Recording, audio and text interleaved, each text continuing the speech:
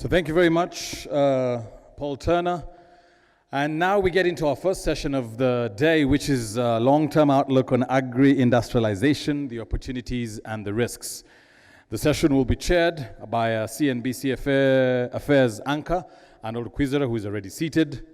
On the panel, who I ask now to please join him as soon as you can, ASAP. We're running behind on time.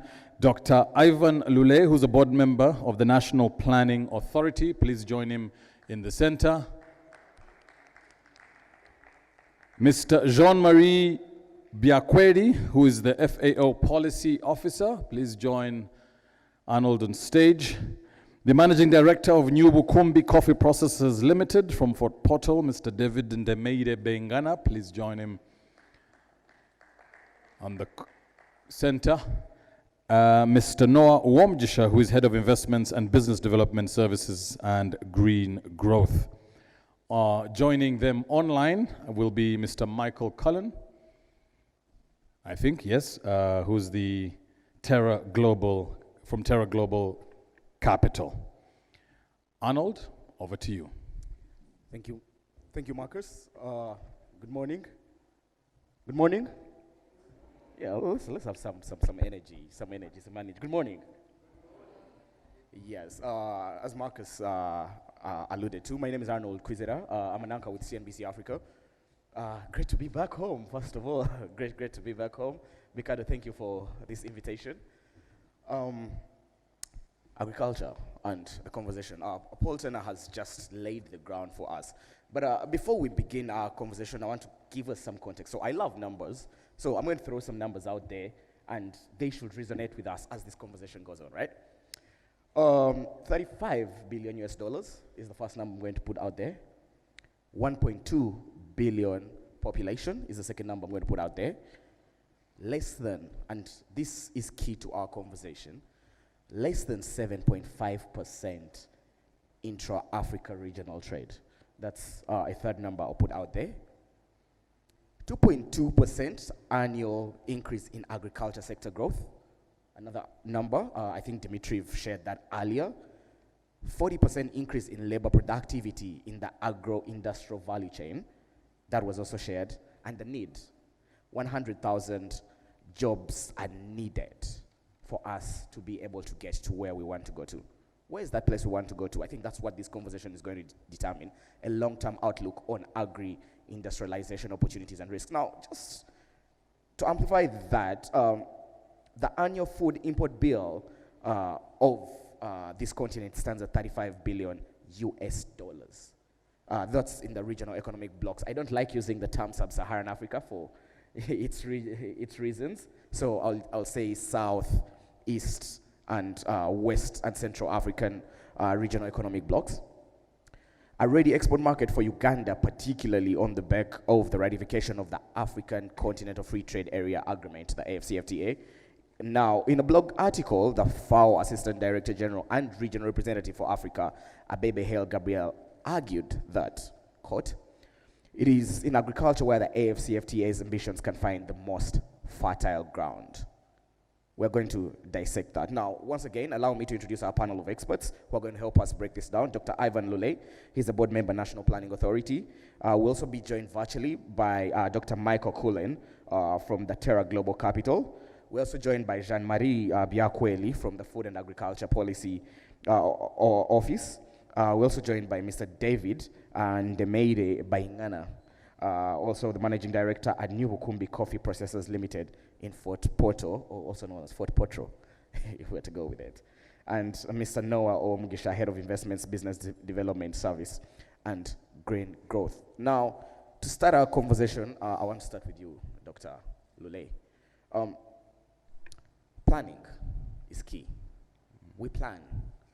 We have a lot of good policies on paper. We keep planning. But why is it important for us to plan properly, for us to achieve what we want to achieve with the agro-industrial workforce? Thank you very much, moderator.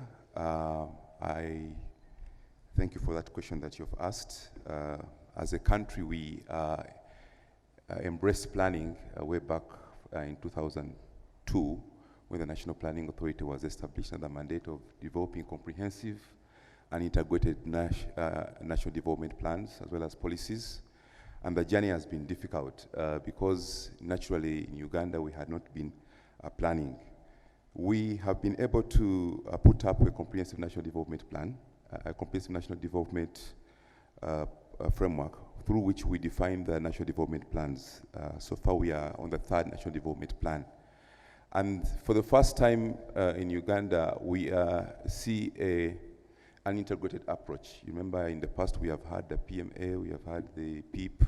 All these were programs meant to alleviate poverty.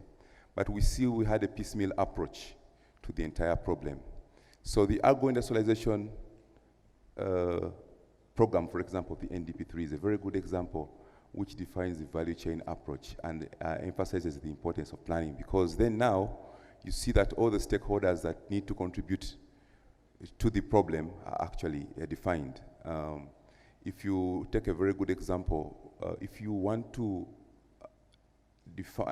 improve access to credit to farmers, for example, then you're outside the space of the sector, which is agriculture sector. Maybe they do have some pocket funds left and right, but then the biggest sources of credit may be the banks.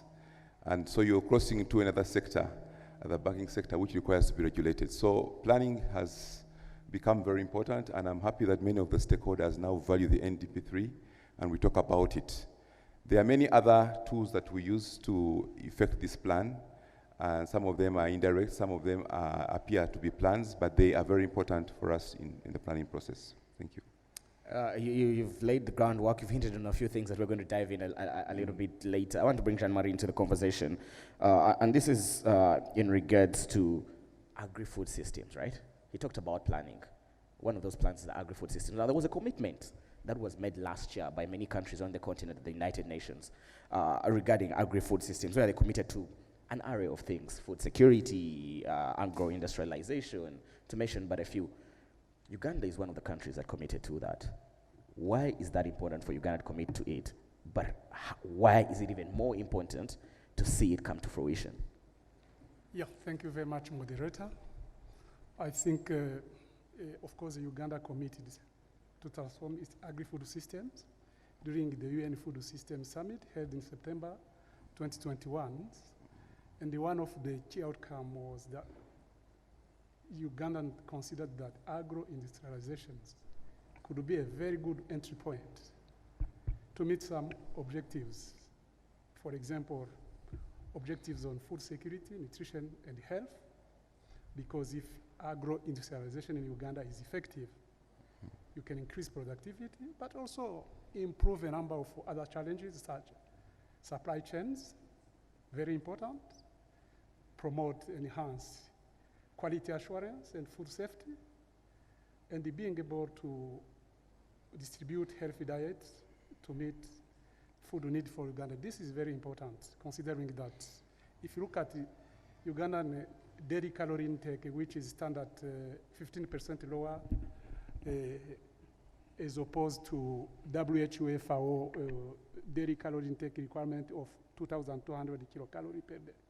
So this is very important. But agro-industrialization also is very important, considering that we needed to build a sustainable earth.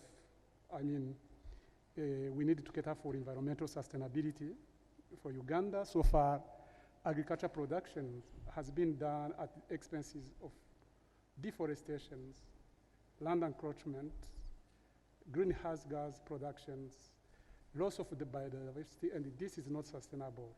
So through agro-industrialization, I think we can fix those problems. But most importantly also, we need also to look at social inclusion. We don't want to leave no one behind, and we need to cater for women needs, youth need in terms of job creations, but also in terms of balancing public investment across different regions, but without also forgetting the last objective, which is economic development, agro-industrialization in Uganda, if it is done through a sustainable agri-food system transformation, so we lead to more jobs created, but also effective poverty reductions. Thank you.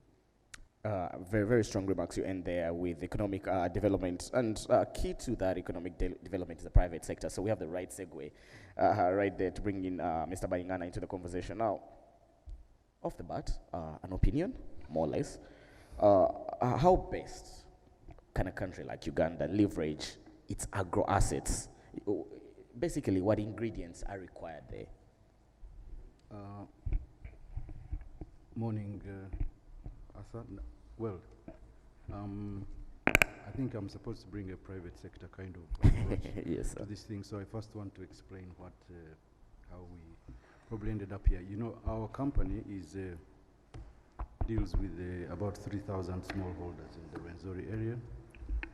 Basically, it's a coffee processing company, but we also got into a second value chain, which is Irish potato production through those farmers, and I think that's the reason why we got involved in this discussion. So we have obviously walked those challenges. There are very, very many challenges which we have faced in, we do the potato production through our smallholders, and the footprint is now quite heavy, and as the former speaker was saying, the previous speaker is saying, we have managed to get into organized agriculture, and we're therefore reducing a lot of the ills which he was talking about, the environmental ones and so on and so forth. Basically, we have potato production which is organized in 3 districts in Rwenzori area. We produce almost 1,000 metric tons every year, and because of using high value inputs, the farmers are more comfortable, and we find that it becomes more sustainable from an agricultural perspective and from an environmental perspective. For example, we moved farmers from 20, almost 2 tons per acre to they produce 10 tons. And therefore, you find that the environmental footprint, if we're talking about it from an environmental perspective, they are very food secure now. The optimization of land is very, very key. And we have found that we're now going to increase to almost 1,000 farmers in the next 2 years. And I think that it's one of the things which is going to help. So if we have organized agriculture, you'll find that most of the things which we are talking about, which are threatening the environment and threatening production in the country, will be sort of addressed. I don't know if you get my point. We totally get your point. David, your namesake David has made a commitment, 1,000 farmers next year. This is our first Agri-Muktano, so next year we hold him accountable to that commitment. No, Yeah, we have reached, we're on 500. So 500? Reasonable. So you're going to double that number by next year to 500. We have entered into a program. We're being supported now by MasterCard Foundation. We're being supported by private sector. It's actually, we have now a youth segment of the program, so which is being supported by, so I'm sure we'll make it. We have onboarded them, and we have mechanized it, so I don't think there's any reason which will prevent us from meeting those targets. Okay. Thank you. I want to go to someone that is virtual. He woke up super early to join us. This is Dr. Cullen. And Dr. Cullen, if you could hear us, I want you to talk about one of the things that was overshadowed over the past 2 years, largely by the COVID-19 pandemic, and that was climate change and its effects on agriculture. How did that happen? We saw the locusts invasion that happened in the Rift Valley region being an example of that. So why is this key in ensuring that we achieve the agro-industrialization that we need to achieve as 1, Uganda, 2, as a region, 3, as a continent? Well, I think, thank you, Mr. Kuzera, for the question. And I work with a company that provides private capital to do carbon kind of land use programs, especially red credits. So I'm not sure I could speak directly to what is needed at the value chain level, let's say, but I would say that the kinds of opportunities that we work with are really part of the enabling environment to help what you're talking about, this agro-industrialization of agriculture. To me, that simply means improving the productivity, the efficiency of these systems through better inputs, largely through better technology, connecting people, better finance, and so forth. And there's a lot of ways that you can improve efficiencies by not having to change enormously some of these systems in place. But if we can step back for a moment, the kinds of things that we work on, as I say, are really the enabling environment that do help communities become more resilient, they're more inclusive, and they also help food security in the sense that when we help communities preserve and grow back forested areas, we typically have activities that also include agroforestry, planting of other fruit trees or nut trees, providing more incomes.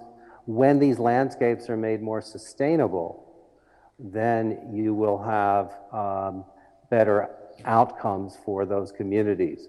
The credits that we generate and sell into the market, what they actually do, that money that comes back to the communities is really potentiating the public investments that we heard about, that Uganda has to make, that other countries have to make in the region, that Africa is making in general. Donors are making those kinds of investments. But having private sector money come into communities to help bolster activities that support regeneration of forests and protecting forests will help extend those investments over 20 or 30 years. And when communities, I just saw a piece of research recently from a woman at Micheal University who said to me, we did a study looking at payments to communities. When they were paid, they did the right thing in terms of preserving forests and their agroforestry systems. So this is what we're helping to do to enable the environment that will allow you to go forward with this agro-industrialization. Dr. Cullen, I want to stay with you there, and I want you to expound on something that you've hinted on, sustainable actions, right? Practicalities. If you could go down to examples that can be done on the ground in helping us achieve the goals or achieve those sustainable policies that you speak of. Expound further on that, on what practicalities could be done to ensure that we have sustainable mitigating policies. Well, I think what I would, instead of looking at the policies per se, what I'm suggesting is, at least in this dimension, in terms of managing landscapes, that you are, again, providing incomes to those communities to help bolster, to give them an incentive to do the right thing. So by preserving forests or planting trees to grow back forests, you are going to improve those landscapes. You have better watershed management, you'll have more organic material in the soil, you will have better forage for animals, you'll have better productivity, and more biodiversity as well. In my conversation with David the other day, you know, I was mentioning that I saw another study about when you have GMO products on the landscape, you reduce biodiversity. So when we allow these landscapes to regenerate, you get more biodiversity and much more healthy environments. And that, in my vision, is how you make things more sustainable, by actually paying attention to what has to happen on the landscape itself, and providing the possibility for people, you know, to undertake these activities and keep them up. That's the point here. The private sector financing can do that. Now, in addition, these governments have all made pledges, especially African governments, to reduce emissions in their countries. So you've got to look at the policies, using chemical fertilizers or pesticides, things like that if they're made locally. But reducing emissions is one of the big policy goals of all these African countries. And by also doing these projects that I'm talking about, RED projects in particular, you're helping governments meet those goals as well, which is another, again, the enabling environment for sustainability.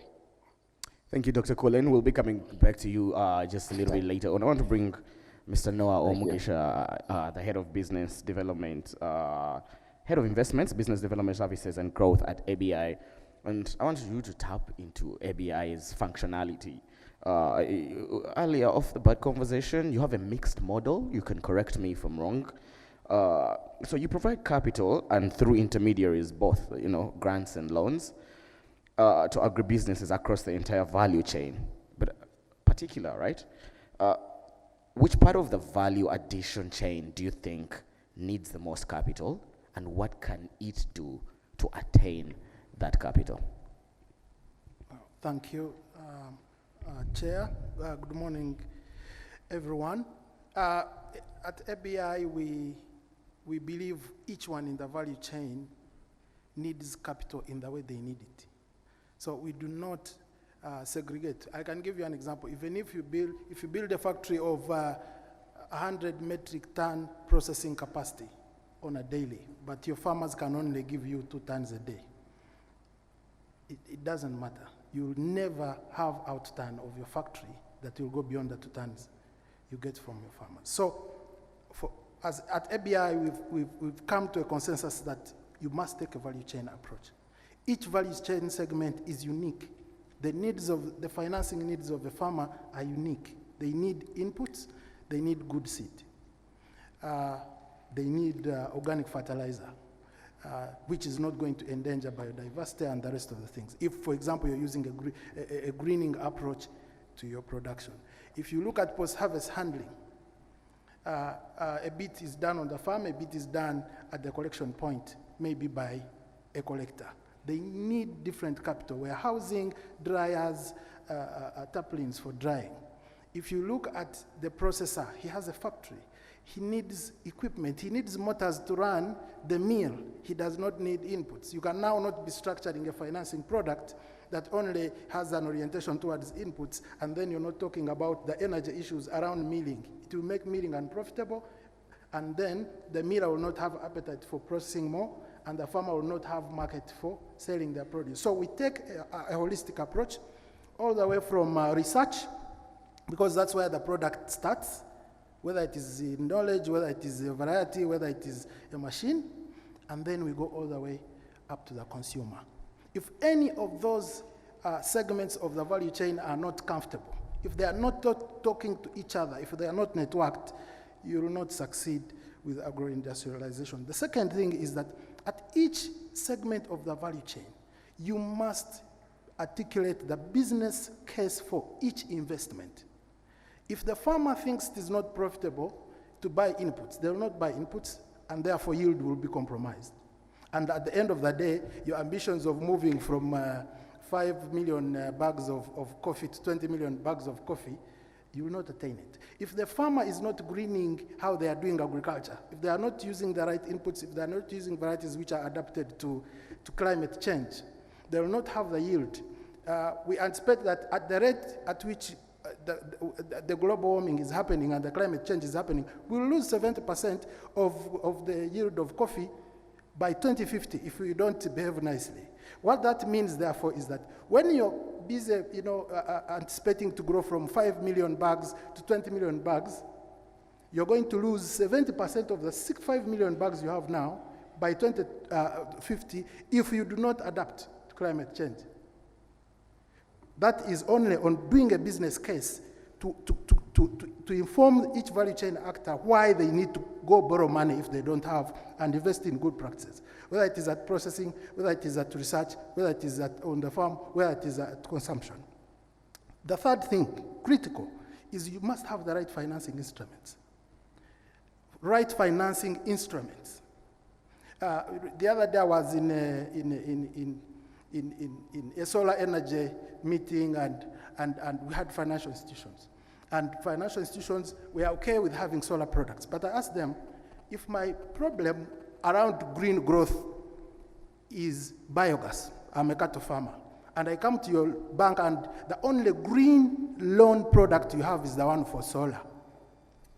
Yet, methane, which is a product, which is the byproduct of livestock, in terms of toxicity, is up to about, I think, over 5+ times more toxic than CO2 that I'm trying to avoid by switching from a diesel generator to solar. I'm a worse contributor to climate change, but you don't have a product for me in the bank. We are both farmers, remember. So you must have the right financing instruments. Blend grants and loans nicely. Sometimes it's cheaper to have a loan than a grant. I'll get an opportunity to talk about that later. Because let me quickly, 1 minute. If I give you a loan at interest of 20%, but I tell you, rather, if I give you a grant and I tell you, you want to do a 2 billion project, agro-industrialization project, 2 billion investment, I tell you, I'm giving you a grant of 1 billion, go borrow a loan of 30% interest from a local bank. It means my giving you a grant is going to cost you 300 million Uganda shillings by the time you finish servicing your small loan of 1 billion, which you borrowed to be able to match my grant of 1 billion. What does that mean? If I gave you a concessional loan of 5%, you may be looking better at the end of the project time than when you had borrowed at 30%, 1 billion shillings. So there is need for making sure the blending of the financing instruments is right, and for each value chain actor based on their financing needs. Lastly, you must de-risk agriculture. Yeah, I mean, everyone is shunning because it is risky. And then, so do guarantees, do insurance, do greening, offer BDS. Let people know where the money is in value chains. Let them know how to get it. And if we can do those well, we should be able to agro-industrialize. Thank you. Thank you, Noah. I want to stay with you, but I also want to look at the audience. Do we have any bankers here? A consistent big bank, our partners. Do we have any bankers here? Okay, yeah. David, we need these people in the room, these financing instruments. They're online? Okay, we will definitely go to them. Noah, I want to stay with you, and that was regards to your second point, which was around research and development. And you've given us an alarming number, which is, 70% yield of coffee by 2050 could be lost. That's just 28 years from today, right? So Israel, I want to use that as an example. Israel is one of the most efficient agro-industrialized countries globally. Israel spends 8% of their GDP on research and development. South Korea, another efficient agriculture country, spends about 5% of their GDP on research and development. Africa as a continent spends less than 1% of its GDP on research and development. How do we change that using the financial models?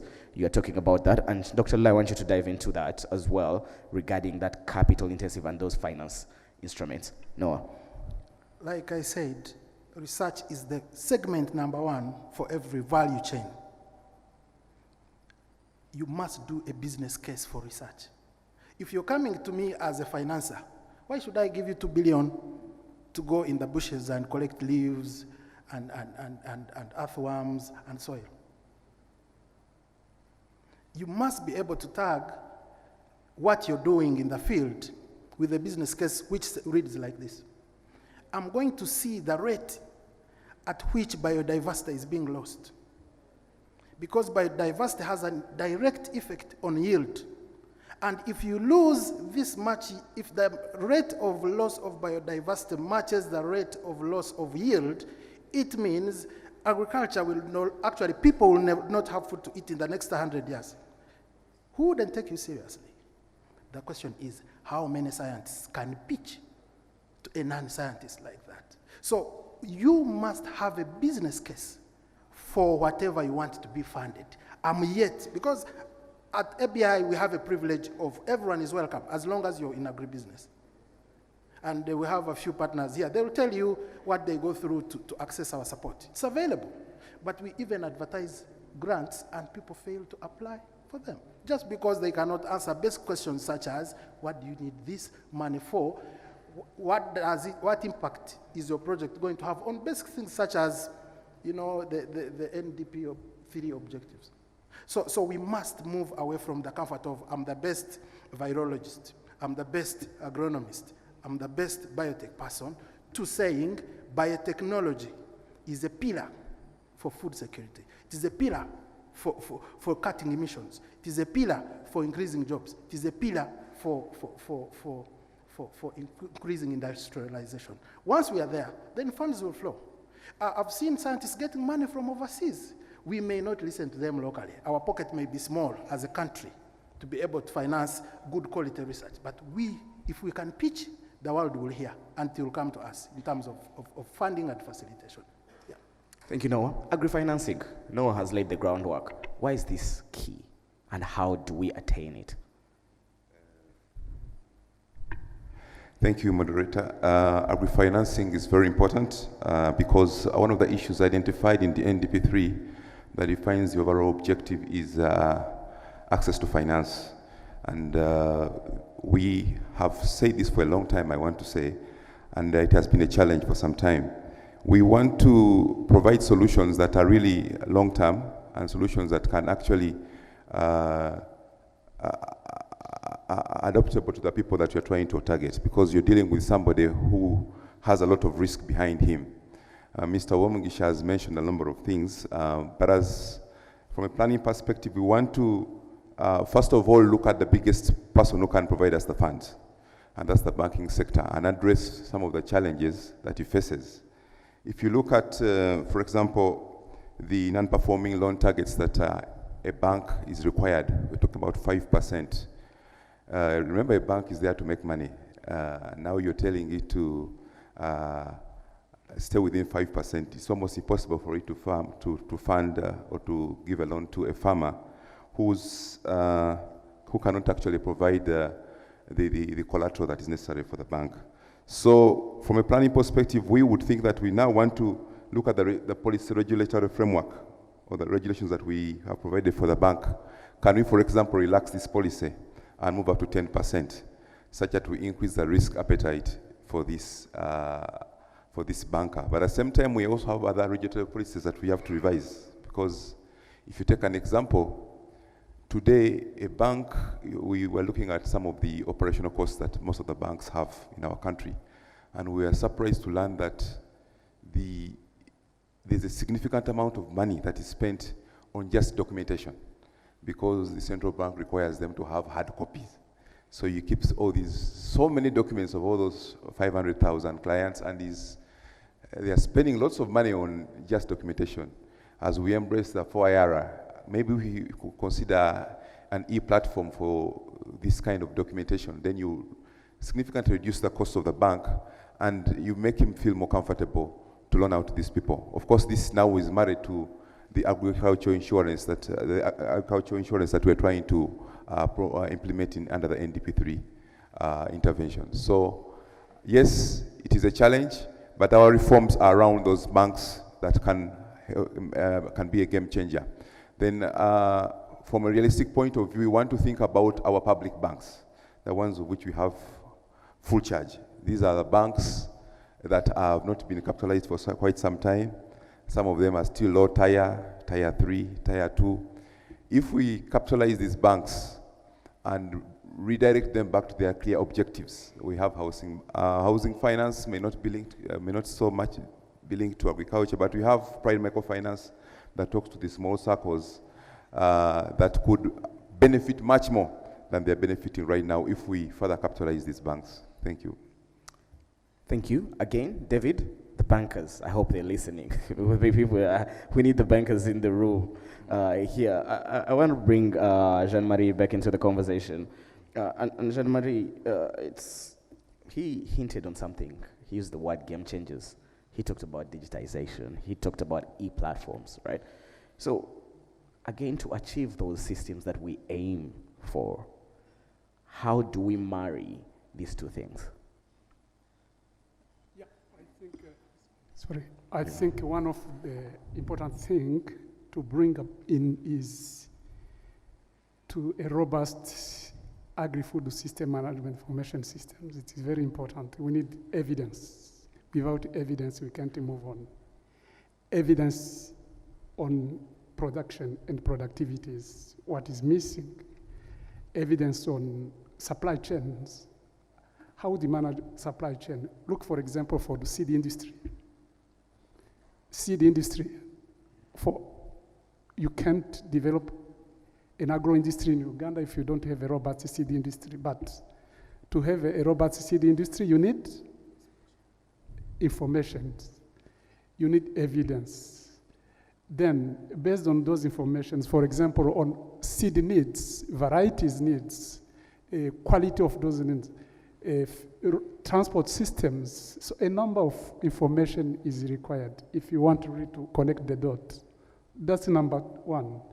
Number two, the issue of quality is very critical.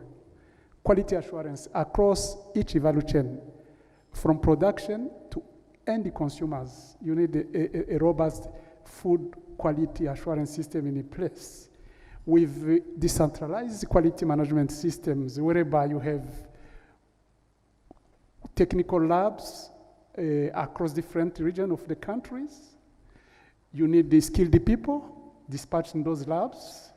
You need clear instruction, legislations, regulations that can help. And of course, you need to bring in also consumers on board, because we are producing. Agro-industrialization functions are not only for poverty reduction, for trade, but we are also producing to meet Ugandan food needs. So consumers have to be brought on board. So we need to connect all those dots together. So together we need a robust agri-food information system in place, supported by a robust quality assurance system. Thank you, Jean-Marie. I want to bring Dr. Cullen back into the conversation. I'm not sure if he's still with us. Dr. Cullen virtually. And things that have been hinted on? Yes. Yep. So, Dr. Cullen, our speakers here physically, they've hinted on a few ways that we can work together. And from what I hear, it's, public-private partnerships are key to this. How do we make public-private partnerships actually functional? Because we keep talking about PPPs, but the functionality of it is far from efficient. So how do we ensure that they are efficient? Well, that's a really thorny question. I would say, at a high level, one of the most important things would be to make sure that interests are aligned, that you need to make sure that whatever company is providing services, that you have a structure that's clearly defined with roles and responsibilities and good governance. And then you have very clear game plans, work plans, procedures in place so that everybody understands their role and what to expect out of the partnerships. We have to do this in certain countries. The ones that we often create are in the service of doing these RED projects where monies are going to be flowing from outside the country into communities and so forth, sometimes through government agencies. So we have to have very clear governance rules and regulations to do that. Sometimes we set up special purpose vehicles that are independent. They have government people on the board, private sector people on the board. So I think it's really a matter of being a little bit ingenious about how to set this up, having independence of some perhaps third party, like I'm describing, special purpose vehicle. But I think also it's I'm thinking particularly when it comes to these issues we're talking about in value chains, in my experience from working with software companies that were providing services to farmers, you don't always need private-public partnerships if you are providing services directly to farmers. And I would say in certain cases, that's probably the most efficient way to provide the services. What I'm seeing from my experience, what I've seen from my experience in the software business, that companies are actually creating private extension services, which are supplanting or replacing or coming into existence because there's a lack of extension services in many African countries. Those are sectors that have been underfunded. So that's another avenue to actually provide what's necessary in these value chains. So I hope that sheds a little bit of light on the subject, Mr. Kuzera. It's the comme si comme ça, we're there, Yeah. we'll try a little bit. Okay. We are running out of time, unfortunately. This is a conversation that can go on until the sun comes down. So I want us to move forward, way forward, right? And I want to start with Mr. Bayingana. We are talking about things. Talking is theoretical. The money has never been a problem. The money is actually there in the banks. At least they say, ABI have the money. Yeah. How do we ensure we have proper systems that help those farmers to access that cash? Yeah, true. The money, because there are all sorts of facilities like ABI Trust, but there's even ACF, ACF in Bank of Uganda. So ideally there is enough money to serve all the value chains, but the problem is the structure of that things. Banks don't want to interface directly with farmers. They find them a very high risk proposition. You can imagine an occupation where 73% of the population is engaged, okay? And banks don't want to interface with them. They would rather not deal with them. They want to deal with the lesser numbers. So I think the problem is really the way that we have structured our value chains and the fact that we have not made farming attractive enough, okay, for the farmers. And all this boils down, otherwise we'll keep talking and talking about the theoretical aspects of these things. And the truth of the matter is that if you want to solve all those problems, the climate change issues and all that sort of stuff, agriculture has to be a better proposition for farmers. It means that you have to give them better inputs, like you're saying, because in economic terms, they understand it better than all this research of labs in all kinds of places. If you give somebody seeds which produce 100 bags instead of 20, that's how you suck him into that whole thing. So the way we have tried to structure our thing now is that it is now possible we have partnered with Equity Bank. So Equity Bank support the farmers to buy inputs because we are the sole off-takers of everything. So it's some kind of triangulation in the bank. You get it? And this way we'll be able to deal with a lot of, so I think if we had better structured value chains, it would be invariably, it would solve a lot of these other problems, because you talk about climate change and that's not people's most important issue. Yeah? That's not it's a bread and butter thing. Interesting way forward there. Thank you very much, Mr. Bayingana. No, you had his queries. What's the way forward in regards to those practicalities? Thank you. Yes, the best way forward is exactly on what he mentions. We have two worlds of people in the value chains. We have the people who are there to make money. We also have those who are there to do good. The ones to do good are like ABI, like these other ones, who come with, with their theories of change, things like that. But the person growing the crop needs cash.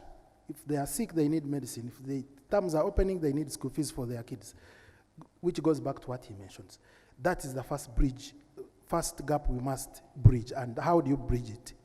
Through business development, support, services.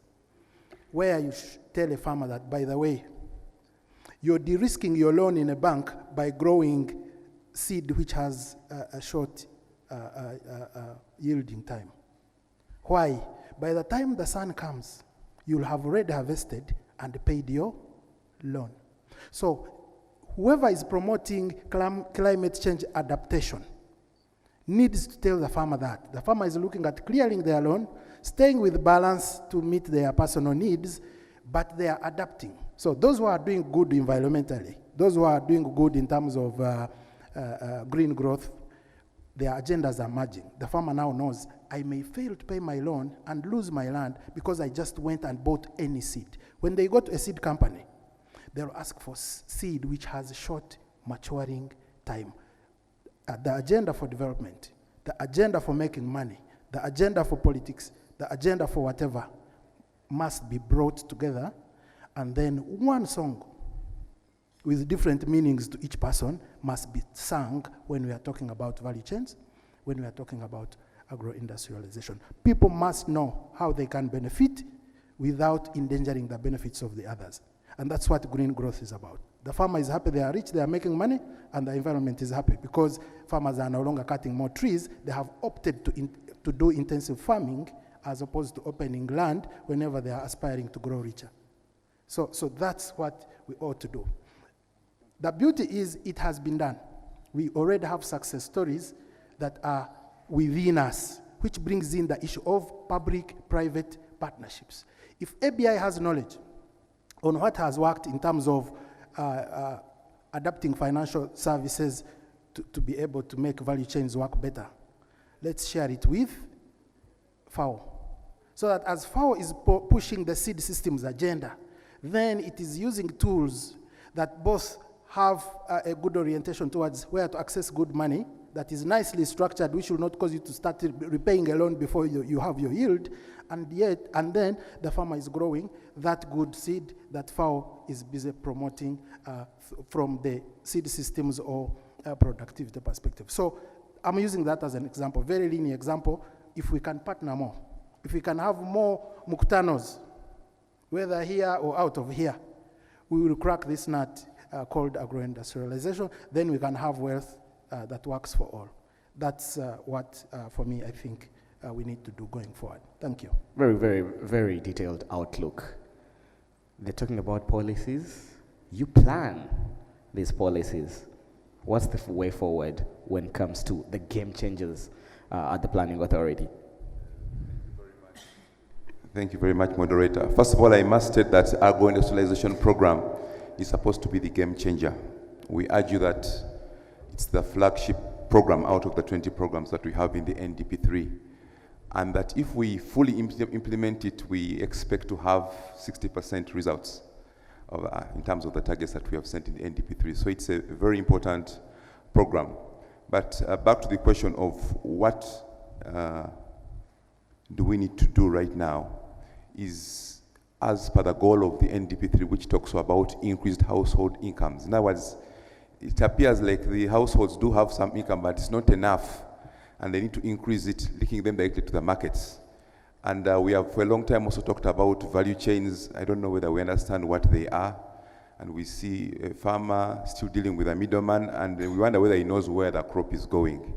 How do we link the farmer to the market?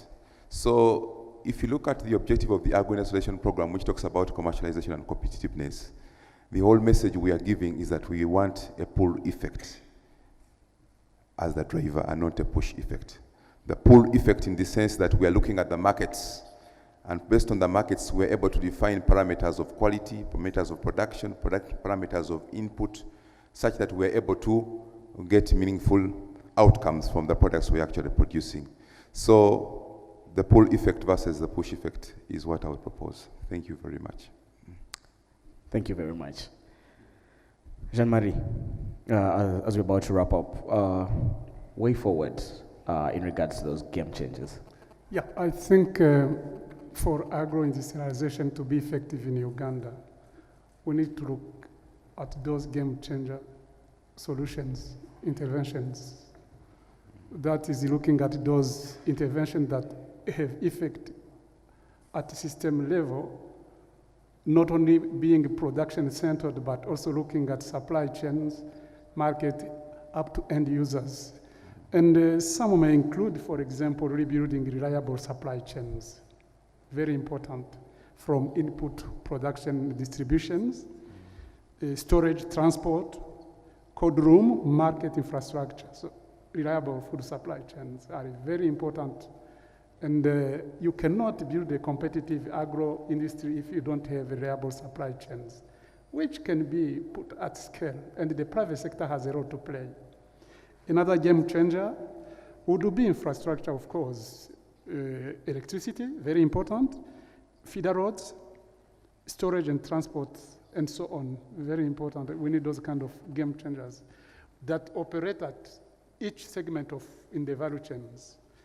I mentioned already the food quality assurance issues. I mentioned the robust food information system, but most importantly, digitalization of agri-food system across each value chain is very critical. We can think of technology-enabled service provisions, creating a number of businesses, women-centered and youth-centered agribusinesses using ICT technology, very important. For example, food quality assurance, tracking, logistic management, and so on. That is a game-changing solution that needs to be done. But of course, we need also to think of trade. Trade is very important because it can drive the agro-industrialization, looking at regional and continental trade to tap into African continental free trade. That is very important, but to do so, a number of policy has to be reviewed, a number of legislation as well has to be reviewed. For example, now that DRC has joined East Africa, we need to harmonize our seed laws, for example, our pesticide management policies and laws, a number of non-communicable disease legislations, and so on, a number of law and legislation and policy that need to be harmonized to tap into the market potential we have. So that can be also a game changer. And finally, I like the idea of agro-industrial parks being disseminated in the country, processing industry and value addition, but at scale, because this would pull farmers and link them to the market. Thank you. Thank you very much, Jean-Marie. Does Dr. Cullen have a point for us, a way forward as we wrap up this conversation? Just one final point. I would second what I just heard on the digitalization of agriculture. I think across the board for all value chains, no matter what the structure, no matter what the performance, I think if you have good, robust systems that are easy to use and extensive, I think that can add a lot of value by providing better information to farmers who will then have more choices. If you have payment systems, we haven't even talked about that, electronic payment systems, so they can get cash in their accounts much more quickly. They know where to sell if you have possibility of selling to different markets. Also, some companies that I've worked with provide this information on farmers' outputs and their balance sheets to the banks. They do the bank's homework for them so they can help qualify farmers. And I think capturing those kinds of efficiencies throughout the whole value chain, quality control, as well as the logistics can be done. And I know there are many companies in Uganda and elsewhere in Africa trying to solve these problems with their platform. So I would put a big emphasis on making these huge leap forward with technology platforms. Thank you very much, Dr. Cullen. I want to thank our panel of experts. Before I do that, 13 takeaways, Marcus, 13 takeaways have been mentioned as a way forward. Quickly to go into that, those 13 takeaways: reliable supply chains, 1, research, 2, information, 3, quality assurance, 4, aligned interests, 5, special purpose vehicles, 6, finance instruments, 7, infrastructure, 8, digitization, 9, pull effect versus the push effect, 10, rapid interventions, 11, and my personal one that I think we really need to take on, radical movement and interventions are key for us to achieve those goals. Allow me to thank our panel of experts, starting with Dr. Ivan Luley, Board Member, National Planning Authority, Dr. Michael Cullen from TerraGlobal Capital, Mr. Jean-Marie Biakweli from the Food and Agriculture Office, Policy Officer, Mr. David Ndemeire Baingana, Managing Director, New Bukumbi Coffee Processors Limited in Fort Portal, and Mr. Noah Owomugisha, Head of Investments, Business Development Services and Green Growth. I was your chair host. My name is Arnold Kwizera from CNBC Africa. Over to you, Marcus. Thank you very much. Round of applause for these amazing gentlemen.